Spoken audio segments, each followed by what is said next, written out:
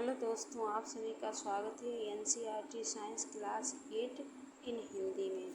तो यहाँ पे हम पढ़ेंगे पेयजल क्या होता है तथा जल को शुद्ध कैसे किया जाता है। तो यहाँ से हम आज इस वीडियो में स्टार्ट करेंगे। तो देखेंगे, बूझो बहुत परेशान है, वह पहली से कहता है कि उसने जो जल पिया था वह देखने में स्वच्छ था तथा उसमें कोई गंध भी नहीं थी, परंतु फिर भी वह बीमार हो गया।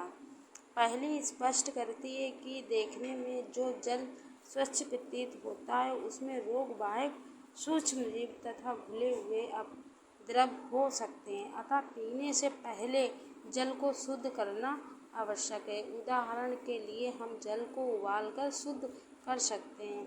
जो भी जल देखने में स्वच्छ दिखाई देता है वो स्वच्छ नहीं होता है। हमें जल को कैसे स्वच्छ कर सकते हैं? उसे उबाल कर शुद्ध कर सकते हैं। पीने के लिए उपयुक्त जल को पेयजल कहते हैं। जो पीने के लिए उपयुक्त जल जो उपस्थित होता है उसे हम क्या कहते हैं? पेयजल कहते हैं।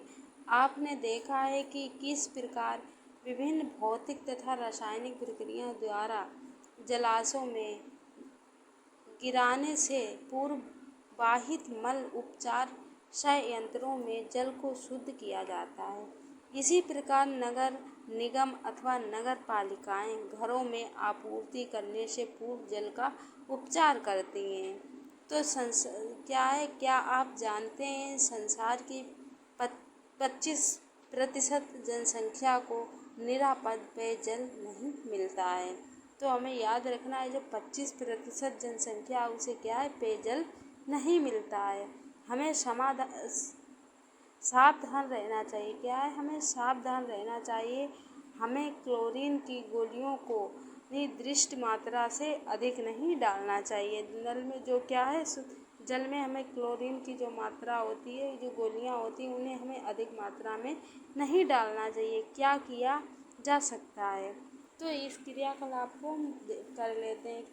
पता कीजिए कि आपके क्षेत्र में लोगों को जल प्रदूषण के बारे में जानकारी का स्तर क्या है। पीने के जल के स्रोत तथा बाहित मल जल के व्यंजक की विधियों के आंकड़े एकत्र कीजिए। समुदाय में जल द्वारा होने वाले सामान्य रोग कौन से हैं? इसके लिए आप किसी भी स्थानीय डॉक्टर, स्वास्थ्य और कर्मचारी से परामर्श ले सकते हैं। इस क्षेत्र में कार्य सरकारी तथा गैर सरकारी संस्थाएं कौन कौन सी हैं? जनता में जागरूकता उत्पन्न करने के लिए इनके द्वारा क्या उपाय किए गए हैं? तो औद्योगिक इकाइयों के लिए बनाए गए नियमों को सख्ती से लागू किया जाना चाहिए। जो क्या है, जो नियम बनाए गए उन्हें क्या करना चाहिए? सख्ती से लागू किया जाना चाहिए, ताकि प्रदूषित जल को सीधे ही नदियों तथा झीलों में नहीं बहाया जा सके। जो प्रदूषित जल होता है उसे क्या है, जो सरकार उसे सख्त नियम को लागू करना चाहिए। जो प्रदूषित जल है इसे क्या डायरेक्ट नदियों तथा झीलों में नहीं बहाना चाहिए। सभी औद्योगिक क्षेत्रों में जल उपचार संयंत्र स्थापित किए जाने चाहिए। व्यक्तिगत स्तर पर हमें निष्ठापूर्वक जल की बचत करनी चाहिए और उसे बेकार नहीं करना चाहिए। कम उपयोग, पुनः उपयोग करना चाहिए और पुनः चक्रण और पुनः प्राप्त करना और उपयोग ही ना करना हमारा मूल मंत्र होना चाहिए।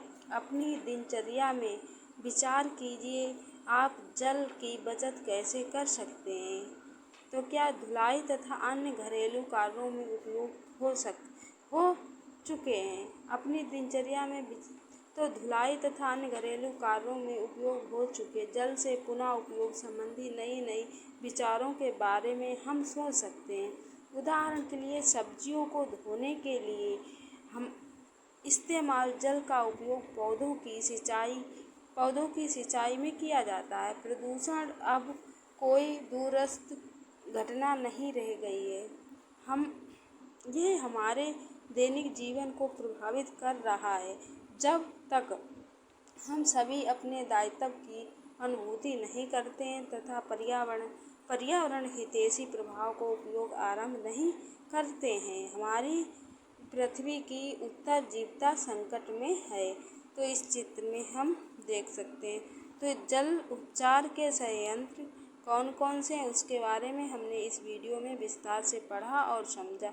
यहाँ पे हमारा पूरा चैप्टर कंप्लीट होता है, पूरा चैप्टर और पूरी बुक समाप्त होती है। इसके बाद हम 7th क्लास की बुक पढ़ेंगे, जो NCERT 7th क्लास की साइंस है उसकी बुक कंप्लीट करेंगे। तो यहाँ पे जो NCERT क्लास 8 की बुक का सारा कंटेंट हमारा कंप्लीट हो चुका है। अभ्यास प्रश्न भी हो चुके हैं। जो चैप्टर नंबर हमारा 18 है, जल तथा वायु प्रदूषण, इसके हमारे अभ्यास प्रश्न रह गए हैं। हम इनके अभ्यास प्रश्न कंप्लीट करने के बाद क्लास 7th की साइंस पढ़ेंगे। चलो मिलते हैं नेक्स्ट वीडियो और इसके अभ्यास प्रश्नों के साथ।